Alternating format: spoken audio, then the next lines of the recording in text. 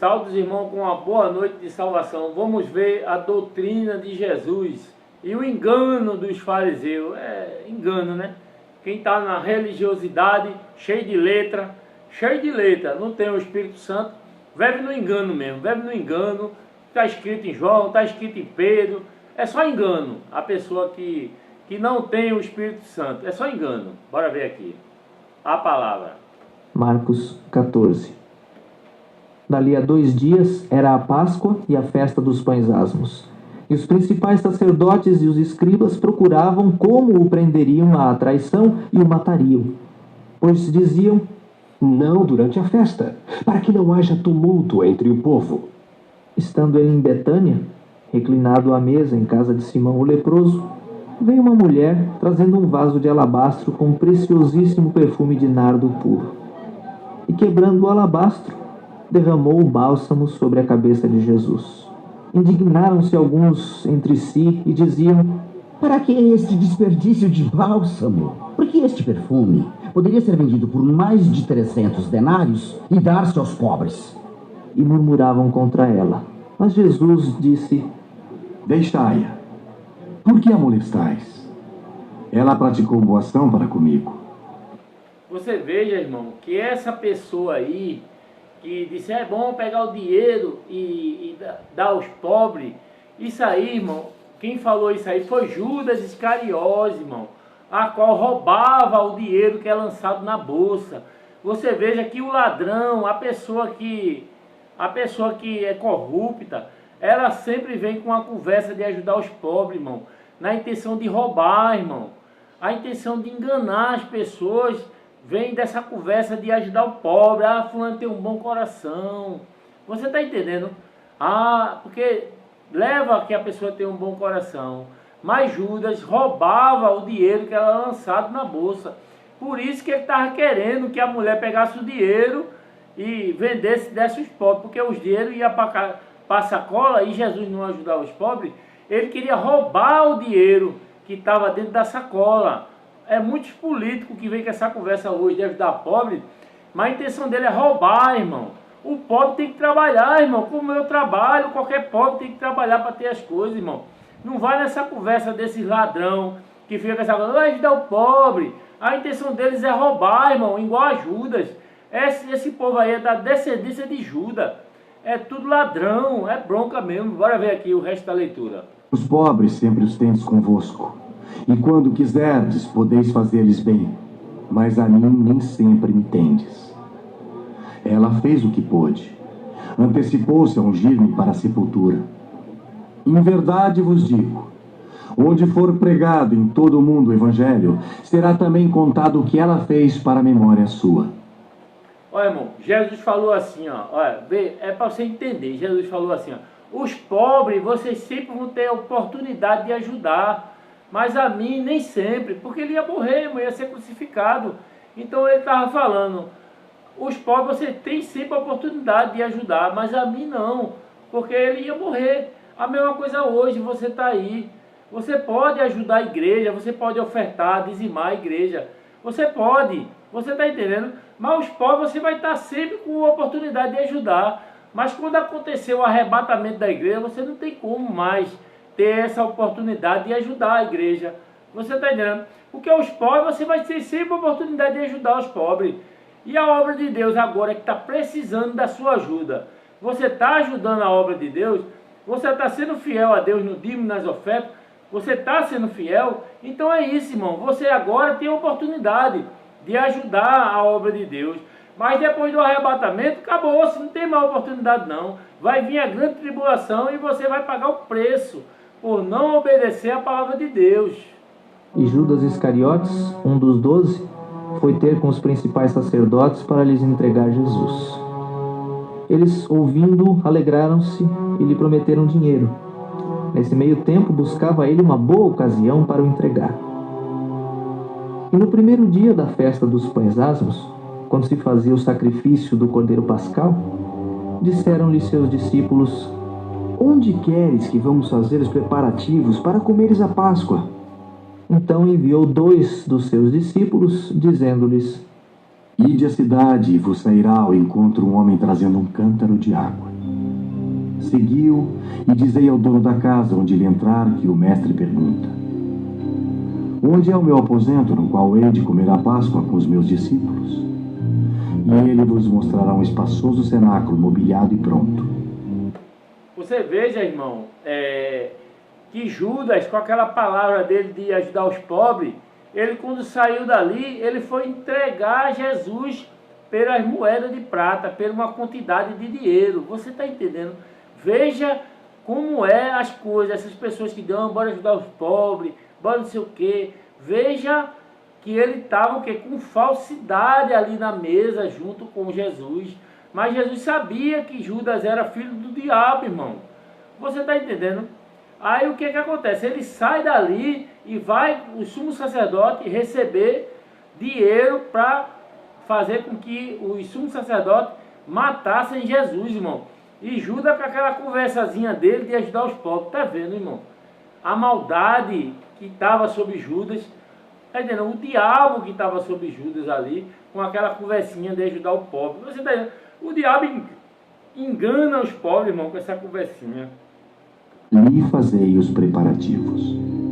Saíram, pois, os discípulos, foram à cidade e, achando tudo como Jesus lhes tinha dito, prepararam a Páscoa. Ao cair da tarde, foi com os 12. Quando estavam à mesa e comiam, disse Jesus: em verdade vos digo que um dentre vós, o que come comigo, me trairá. E eles começaram a entristecer-se e a dizer-lhe um após outro: porventura, sou eu? Respondeu-lhes: é um dos 12 o que mete comigo a mão no prato. Pois o Filho do Homem vai, como está escrito a seu respeito. Mas ai daquele por intermédio de quem o Filho do Homem está sendo traído. Melhor lhe fora não haver nascido. E enquanto comiam, tomou Jesus um pão e, abençoando-o, o partiu e lhes deu, dizendo: tomai, isto é o meu corpo. A seguir, tomou Jesus um cálice e, tendo dado graças, o deu aos seus discípulos, e todos beberam dele. Então lhes disse: isto é o meu sangue, o sangue da nova aliança derramado em favor de muitos. Em verdade vos digo que jamais beberei do fruto da videira, até aquele dia em que hei de beber novo no reino de Deus. Tendo cantado um hino, saíram para o Monte das Oliveiras. Então lhes disse Jesus: todos vós vos escandalizareis porque está escrito: ferirei o pastor e as ovelhas ficarão dispersas. Mas depois da minha ressurreição, irei adiante de vós para a Galiléia. Disse-lhe Pedro: ainda que todos se escandalizem, eu jamais. Respondeu-lhe Jesus: em verdade te digo que hoje, nesta noite, antes que 2 vezes cante o galo, tu me negarás 3 vezes. Mas ele insistia com mais veemência: ainda que me seja necessário morrer contigo, de nenhum modo te negarei. Assim disseram todos. Então foram a um lugar chamado Getsêmani. Ali chegados, disse Jesus a seus discípulos: assentai-vos aqui, enquanto eu vou orar.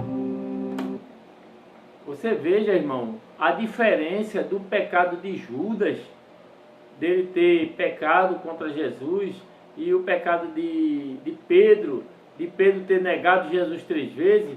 A diferença foi que Judas teve remorso e não se arrependeu, e foi e se enforcou. E o apóstolo Pedro chorou amargamente, irmão. Chorou amargamente, se achou indigno de assumir a função de apóstolo. E o apóstolo Pedro se arrependeu, irmão. Você está entendendo?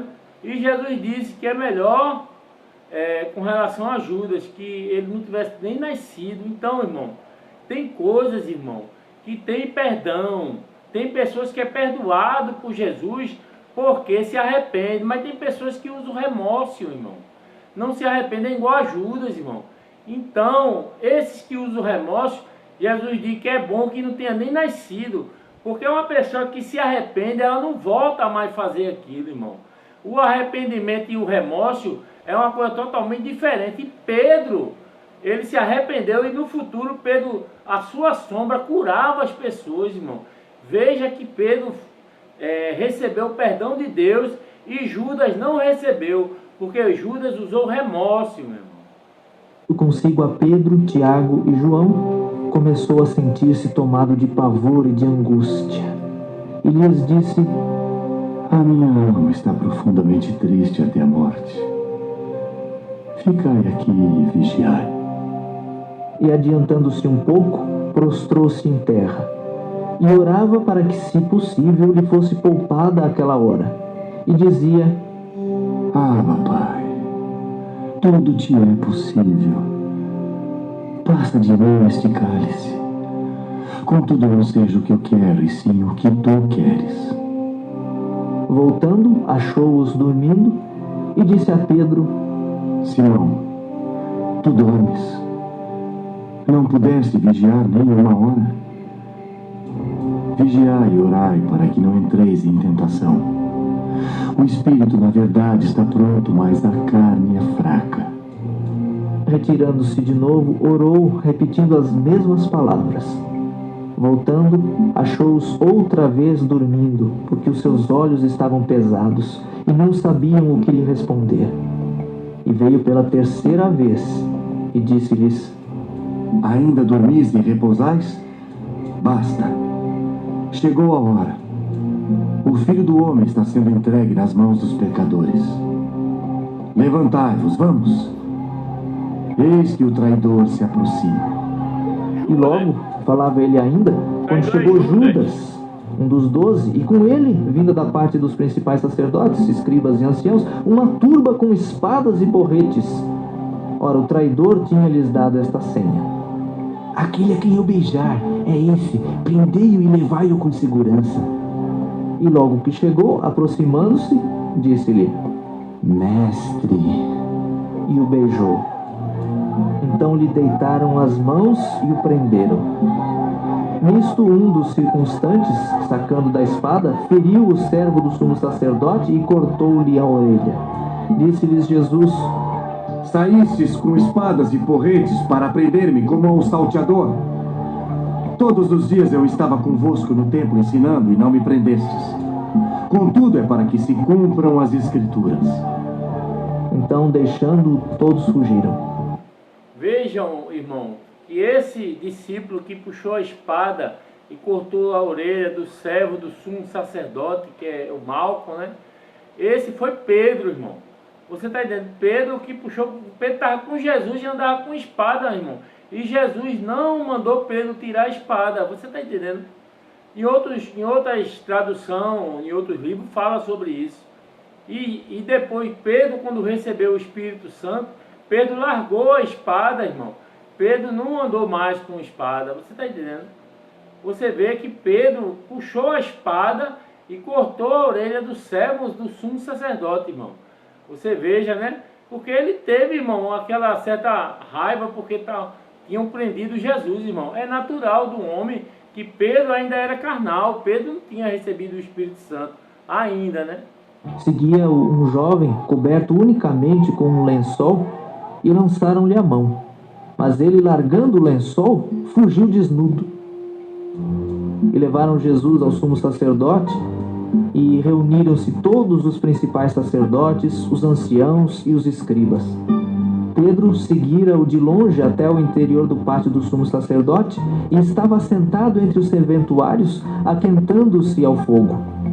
E os principais sacerdotes e todo o sinédrio procuravam algum testemunho contra Jesus para o condenar à morte e não achavam.